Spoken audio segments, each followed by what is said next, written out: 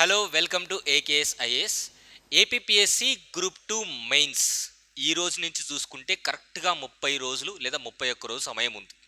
అంటే ఈ లాస్ట్ 30 డేస్లో ఏ పేపర్ ఎక్కువగా ఫోకస్ చేయాలి?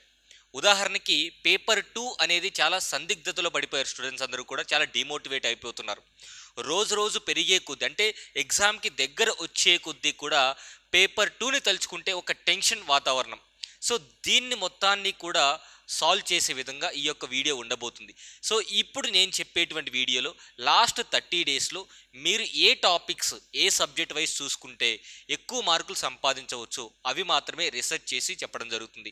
సో నా యొక్క రీసెర్చ్ అనేటువంటిది పర్సనల్ ఒపీనియన్ అండ్ అదేవిధంగా నా పర్సనల్ ఒపీనియన్ సింపుల్గా నా ప్లెజర్తో తీసుకున్నది కాదు. గతంలో ఏపీపీఎస్సి అడిగినటువంటి టాపిక్స్ కావచ్చు, ప్రీవియస్లీ ఆస్క్డ్ క్వశ్చన్స్ కావచ్చు, వాటిని దృష్టిలో పెట్టుకొని మాత్రమే ఈ టాపిక్స్ అనేవి నా యొక్క ఒపీనియన్ ప్రకారం చెప్పడం జరుగుతుంది. సో డెఫినెట్లీ యూజ్ అవుతాయి. ఇంకా బెటర్గా ఏదన్నా ఉన్నా సరే మీరు చదువుకోవచ్చు అనమాట. So directly going to the video. So APPSC group 2 mains last minute revision topics అనేటువంటి నేను చెప్పబోతున్నాను. సో మనకి పేపర్ 1 గమనించినట్టయితే పేపర్ 1లో మనందరికీ తెలిసిందే రెండు సబ్జెక్ట్స్ ఉన్నాయి. ఒకటి ఇండియన్ పాలిటీ ఉంది, రెండోది ఏపీ హిస్టరీ ఉంది. ఇండియన్ పాలిటీ అందరు చదివేసుకుంటున్నారు, మాకేం ప్రాబ్లం లేదనుకుంటున్నారు. కాకపోతే ఇక్కడ ఫ్యాక్చువల్ బేస్ అనేటువంటిది చూసుకోవాలి. సో ఫ్యాక్చువల్ బేస్ అనేటువంటి ఎట్లా చూసుకోవాలి ఒకసారి చెప్తాను చూడండి. సో నార్మల్గా ఫస్ట్ ఇంపార్టెంట్ టాపిక్స్ అనేటువంటి నేను మెన్షన్ చేసిన తర్వాత చూద్దాం.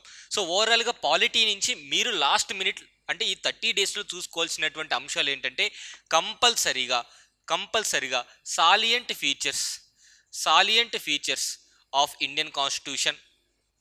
ఓకేనా? Salient features of Indian constitution, unitary and federal structure అనేటువంటిది కంపల్సరీగా చూసుకోండి. అండ్ మస్ట్ వచ్చేసి ఫండమెంటల్ రైట్స్ ఇంక్లూడింగ్ ఆర్టికల్స్తో పాటు మనం గుర్తుపెట్టుకోవాలి. ప్లస్ సుప్రీంకోర్టు జడ్జిమెంట్స్ అనేటువంటివి కూడా మనం గుర్తుపెట్టుకోవాలి. సో లాస్ట్ మినిట్లో మీరు చూసుకోవాల్సినటువంటి టాపిక్స్ ఇవి. Fundamental rights very very important. ఖచ్చితంగా 7-8 ప్రశ్నలు వచ్చేటువంటి అవకాశం ఉంటుంది.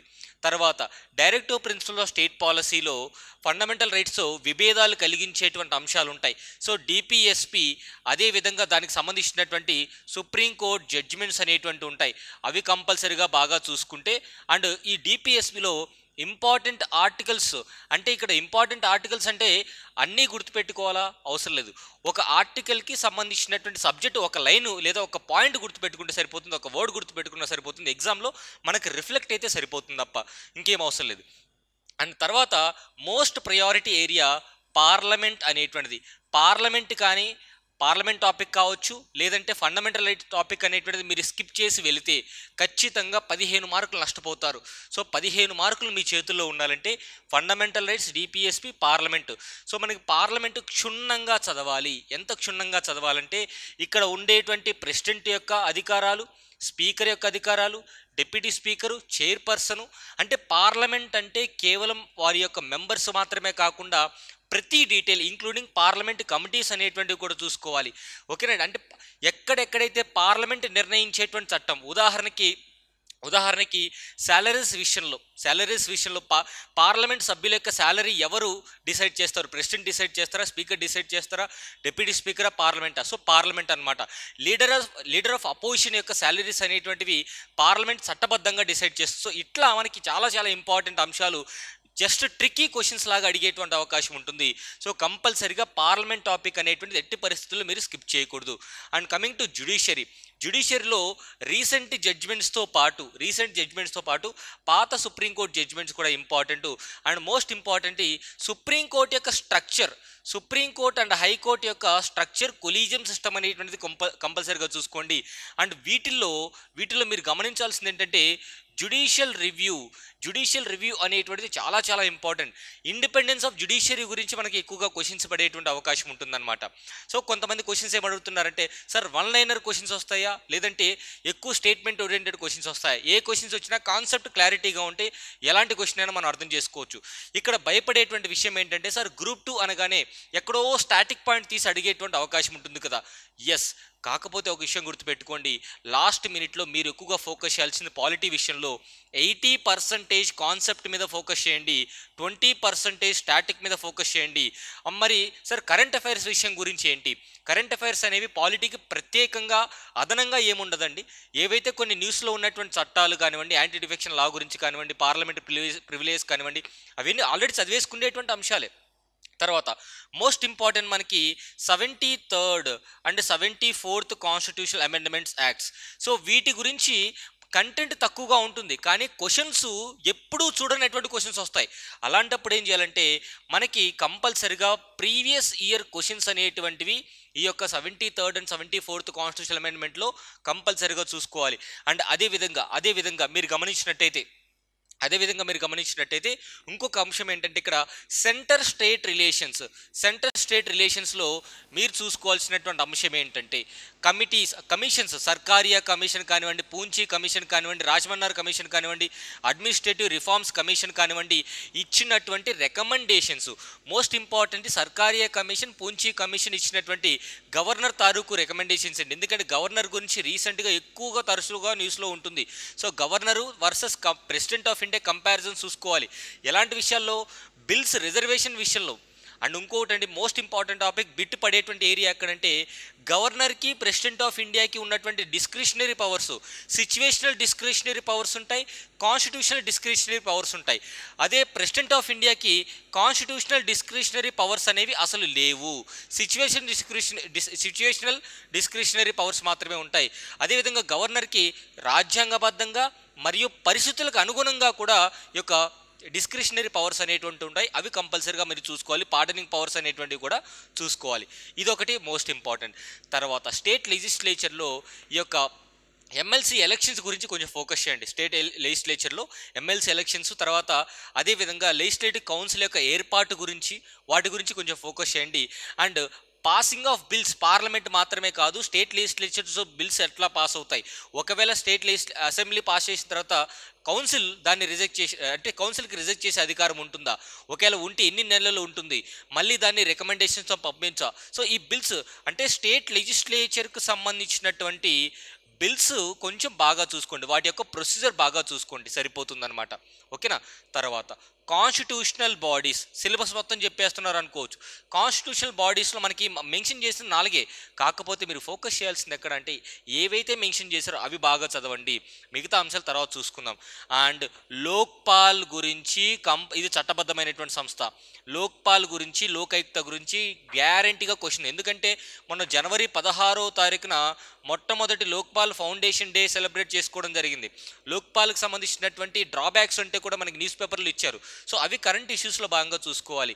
సో లాస్ట్ మినిట్లో ఇప్పుడు నేను చెప్పినటువంటి టాపిక్స్ అనేవి మీరు ఈ యొక్క పాలిటీ నుంచి చూసుకున్నట్టయితే మనకి సరిపోతుంది అనమాట.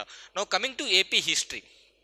ఓకేనా? ఏపీ హిస్టరీ నుంచి చూద్దాం ఒకసారి. సో ఏపీ హిస్టరీ ఒకసారి యూనిట్ 1 అండ్ యూనిట్ 2, యూనిట్ 3 ఈ 3 మాత్రమే చెప్తాను. యూనిట్ 4 అనేది తర్వాత మీ యొక్క టైంని బట్టి చూసుకోండి. ఎందుకంటే దాదాపుగా 60 నుంచి 65 క్వశ్చన్స్. ఎంతండి? యూనిట్ 1, యూనిట్ 2, యూనిట్ 3 నుంచి 60 నుంచి 65 క్వశ్చన్స్ మీకు వచ్చేటువంటి అవకాశం ఉంటుంది. సో 65 క్వశ్చన్స్ మీరు కంపల్సరీగా గ్యారంటీ పెట్టుకోవచ్చు. యూనిట్ 1లో ఫోకస్ చేయాల్సినటువంటి 2 చాప్టర్లు ఏంటి? ఒకటి శాతవాహనులు, రెండోది వేంగి చాళుక్యులు. సో ఈ 2 బాగా ఫోకస్ చేసినట్టయితే శాతవాహనుల నుంచి ఎలా లేదన్నా 15 ప్రశ్నలు, వేంగి చాళుక్యుల నుంచి ఎలా లేదన్నా 12 నుంచి 15 ప్రశ్నలు. నేను తక్కువ చెప్తున్నాను. సో ఓవరాల్గా ఇక్కడే మీకు 20-25 ప్రశ్నలు, అంతకంటే ఎక్కువ వచ్చే అవకాశం ఉంటుంది. తక్కువలో తక్కువ 20 తీసుకుందాం. నా యూనిట్ 2లో మీరు ఫోకస్ చేయాల్సింది కాకతీయులు. సో కాకతీయులు విజయనగర ఎంపైర్. సో కాకతీయుల నుంచి ఎలా లేదన్నా 12 ప్రశ్నలు, విజయనగర ఎంపైర్ నుంచి ఒక 10-12 ప్రశ్నలు వచ్చేటువంటి అవకాశం ఉంటుంది. సో ఇక్కడే 40 క్వశ్చన్లు వచ్చేసాయి మీకు. అంటే మిగతా ఏరియాస్ నుంచి ఇక్ష్వాకుల నుంచి రావా సార్, విష్ణుకుండిల నుంచి రావా అంటే వస్తాయి. 2, 1, 3. సో ఇక్కడ లాస్ట్ 30 డేస్లో మనం ఫోకస్ చేయాల్సింది ఏంటంటే ఎక్కువ ఆహారం దొరికేటువంటి ఏరియాస్ ఏంటి. ఓకేనా? దాని మీద ఫోకస్ చేసుకోవాలి. సో మనకి ఎక్కడ ఎక్కువగా మార్కులు వస్తాయో అక్కడ చదువుకుంటే మనకి రివిజన్లో కూడా ఇబ్బందులు ఉండవు. అలా కాకుండా శాతవాహనాస్ నాకు వచ్చు సార్, శాతవాహనాస్లో వేంగి చాళుక్యస్లో ఏం చదువుకోవాలి? సామాజిక, ఆర్థిక, అదేవిధంగా అడ్మినిస్ట్రేషన్, పరిపాలన గురించి చూసుకోవాలి, కళల గురించి చూసుకోవాలి, art and architecture. Don't skip Buddhism.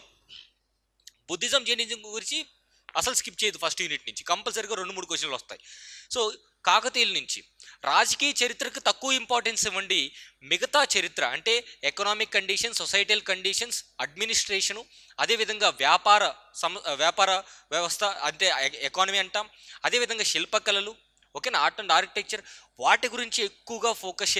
చదివిందే చదవండి, అదే ప్రిపరేషన్, చదివిందే చదవడమే రివిజన్, ఓకేనా. అండ్ యూనిట్ 3లో మీరు ఫోకస్ చేయాల్సింది జమీందారీ ఉద్యమాల వరకు. అండ్ మోస్ట్ ఇంపార్టెంట్లీ మీరు ఏ బుక్ తీసుకున్నా సరే యూనిట్ 3లో కూడా మళ్ళీ చాప్టర్ వైజ్ మనం తీసుకున్నట్టయితే యూనిట్ 3 ఎక్కువ వెయిటేజ్ వస్తుందండి. దాదాపుగా 22 నుంచి 25 ప్రశ్నలు ఓన్లీ యూనిట్ 3 నుంచి వస్తాయి. 22 నుంచి 25 ప్రశ్నలు ఓన్లీ యూనిట్ 3 నుంచి వస్తాయి. సో ఇప్పుడు మీరేం చేయాలంటే రివర్స్లో వెళ్ళండి. ఫస్ట్ యూనిట్ 3 చదవండి, తర్వాత యూనిట్ 2 చదవండి, తర్వాత యూనిట్ 1 చదవండి. ఎందుకంటే మీరు ఇక్కడ స్టార్ట్ చేశారనుకోండి, ఇక్కడికి రావడం కష్టంగా ఉంటుంది, ఓకేనా. అదే మోడర్న్ ఏపీ హిస్టరీ అనుకోండి, సో మెల్లిగా స్టార్ట్ చేసి మనకి మోడర్న్ హిస్టరీ అనేది కొంత అవగాహన ఉంటుంది కాబట్టి చదువుకుంటూ వెళ్ళిపోతారు. సో అంటే బ్రిటిషర్సు సర్కారు జిల్లాలని వాళ్ళ ఆధీనంలో తీసుకున్నప్పటి నుంచి అసలు సినిమా అక్కడి నుంచి స్టార్ట్ అవుతుంది అనమాట, ఓకేనా. ఫ్రెంచ్ వారికి బ్రిటిషర్స్కి యుద్ధాలు, పద్మనాభ యుద్ధం కానివ్వండి, బొబ్బిలి యుద్ధం కానివ్వండి, ఈ యుద్ధాలు కూడా మనకి డేట్స్ కూడా గుర్తుపెట్టుకోవాలి. ఇప్పుడు నుంచి మీరు చేయాల్సింది ఏంటంటే రాస్తూ చదవండి, చదువుతూ రాయండి. రాయడం అనేది ప్రాక్టీస్గా పెట్టుకోండి. మ్యాథ్స్ ఎట్లయితే ప్రిపరేషన్ చేస్తారో అదే విధంగా మీరు చదవాల్సిందే. సో నేను చదువుకుంటూ వెళ్ళిపోతానంటే కుదరదు. డేట్స్ ఎక్కడైతే ఉంటాయో సో రాయండి. మీకు కొంచెం లేట్ అయినా పర్లా, రెండో రివిజన్, మూడో రివిజన్ రాకపోయినా పర్లా, కానీ చదివేటప్పుడు కంపల్సరీగా రాసుకోవడం నేర్చుకోండి, ఓకేనా. 4th, 5th యూనిట్లో మీరు ఏం చేయాల్సి అంటే ఆంధ్ర రాష్ట్ర ఆవిర్భావం 1956 నుంచి 2014 వరకు ముఖ్యమంత్రుల గురించి, విశాలాంధ్ర ఉద్యమాలు, ఇవి జస్ట్ ఇవి ఒక రోజులో చదివేసుకోవచ్చు. 4th, 5th యూనిట్లో సెలెక్ట్గా ఒక రోజులో చదివేసుకోవచ్చు. గ్రంథాలయ ఉద్యమాలు, జానపద గీతాలు ఇవన్నీ కూడా కొంత స్కిప్ చేసేయండి ఈ మూమెంట్లో. ఒకవేళ ఫస్ట్లో చదివింటే జస్ట్ ఊరికి అట్లా స్క్రిమ్ చేయండి. లేదు సార్ అసలు చదవలేదంటే టెస్ట్ సిరీస్ రాసేప్పుడు ఏం చేస్తారంటే దానికి సంబంధించిన క్వశ్చన్స్ ప్రాక్టీస్ చేయండి, సరిపోతుంది. సో ఏవైతే మీరు చదవలేకపోతున్నారో ఇప్పుడు ఇవి అయితే కంపల్సరీగా చదవండి. ఇవి కాకుండా వేరేటి చదవట్లేదు కదా, అవి క్వశ్చన్స్ ద్వారా కొంచెం ప్రిపరేషన్ చేసుకోండి తప్ప ఇవి కంటెంట్ చదవండి, మిగతావి త్రూ క్వశ్చన్స్ చదవండి, సరిపోతుంది ఏపీ హిస్టరీకి. ఇంతకంటే దిగులు పడాల్సిన అవసరం లేదు, ఇంతకంటే ఎక్కువ చదవాల్సిన అవసరం కూడా అంతకంటే లేదు. లాస్ట్లో సోర్సెస్ లిమిట్ చేసుకోవాలి, మన మైండ్ని కూడా కంట్రోల్లో పెట్టుకోవాలి. అందరూ చదవలేక లేదంటే నాలెడ్జ్ లేక ఎగ్జామ్ క్లియర్ చేయలేకరండి. లాస్ట్ మూమెంట్లో వచ్చేటువంటి టెన్షన్కి దూరం అయిపోయే పరిస్థితులు ఎక్కువగా ఉంటాయి. సో దాన్ని దృష్టిలో పెట్టుకొని పాజిటివ్ యాటిట్యూడ్తో ఇవి చదువుకోండి. రాదర్ దాన్ ఎక్స్పెక్టింగ్ సంథింగ్, ఇదంతా అవ్వలేదు అనుకుంటే అదంతా పక్కన పెట్టేసి సరే శాతవాహనులు చదువుదాం, వేంగి చాళుక్యులు చదువుదాం, రాజకీయ చరిత్ర పక్కన పెట్టండి. ఫస్ట్ మళ్ళీ అదే చెప్తున్నా, రాజకీయ చరిత్రకి తక్కువ ఇంపార్టెన్స్ ఇవ్వండి. ఒకసారి 2 సార్లు చదవండి అంతే. మిగతా చరిత్ర ఏదైతే ఉంటుందో మనకి సిలబస్లో అదే పనిగా మెన్షన్ చేశాడు కదా, సిలబస్లో ఏదైతే మెన్షన్ చేశాడో దాన్ని నమ్ముకొని వెళ్దాం అంతే, ఓకేనా. ఏపీపీఎస్సీ కానివ్వండి, ఏ పబ్లిక్ సర్వీస్ కమిషన్ అయినా సిలబస్కి మించి వెళ్ళదు. సిలబస్లో ఉన్నటువంటి దాన్ని ఫస్ట్ కంప్లీట్ చేసుకుందాం, ఓకేనా. ఇది మాత్రం గుర్తుపెట్టుకోండి. పేపర్ 1కి సంబంధించినటువంటి డీటెయిల్స్ ఇవి.